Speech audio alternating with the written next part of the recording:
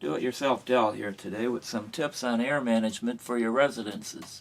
Number one is a furnace filter that I use. It's 20 by 25 by 5, and it's supposed to trap air particles down to 0.3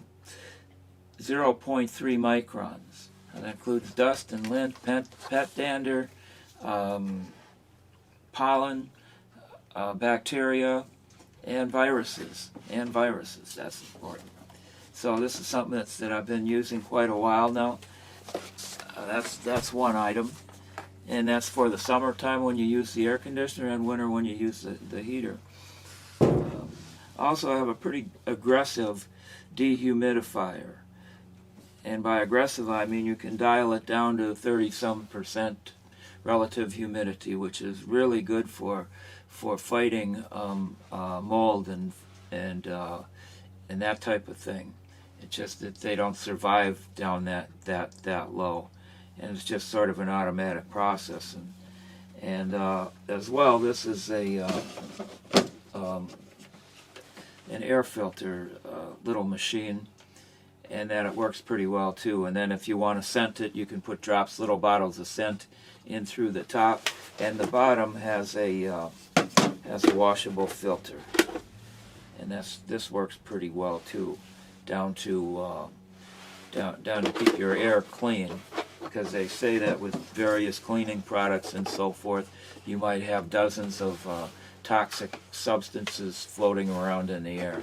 Another idea is, which probably you already know and already do, is to allow some fresh air into the mixture. Do-it-yourself Del here again on a continuation of our air cleaning machine here, what I told you with the filter. Now at the bottom we're going to show you how to wash it, and we're going to the first thing we're going to do is just try water. Wait, show how dirty it is first. Kind of rotate it. Alright. Try the water, and you probably can't see it. Are you using hot water or cold water? Kind of lukewarm, mostly hot. More hot than anything. And it doesn't look too bad. The filter's gained a lot of weight with this water, but it doesn't look too bad.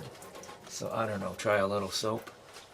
Try a little bit of dishwashing detergent, and try that and see how that works. I don't think it's going to come up with any dirty looking items, but these little spores and dust mites and so forth, and things that are circulating in the air don't really show up that well. Let's try this.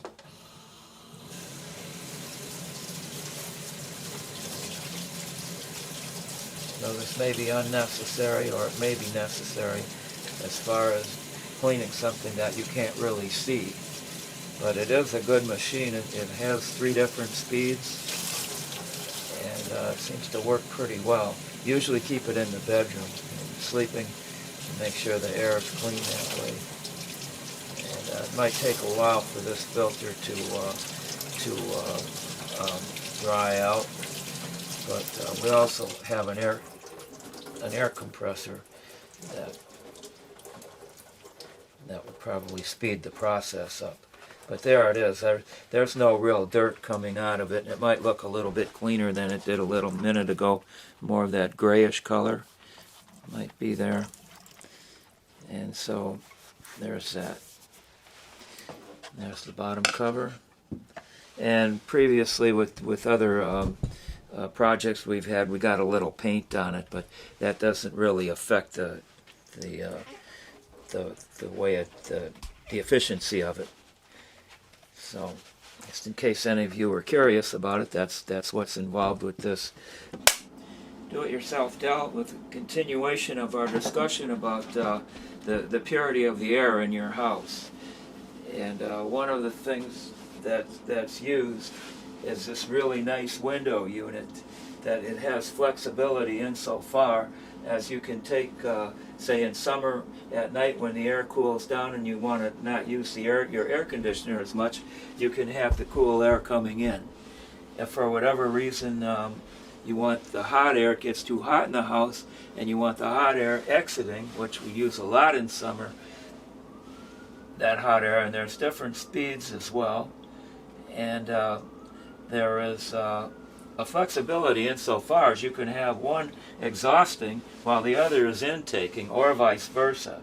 And that way also, beyond that, even there's adjustment in speeds down here. So this, I can't say enough about these units. Got two of them, and it not only saves, but it keeps you more comfortable.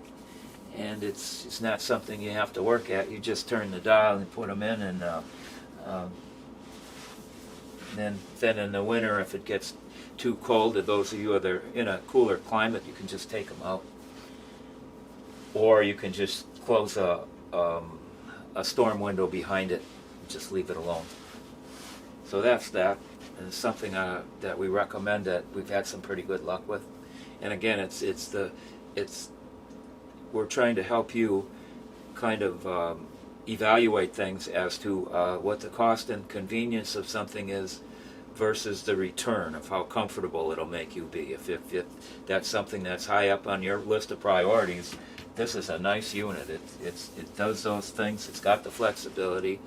It can move that air without operating your furnace or without operating your air conditioner. So it doesn't use as much energy as those other things. And so that's this. Hasta pronto.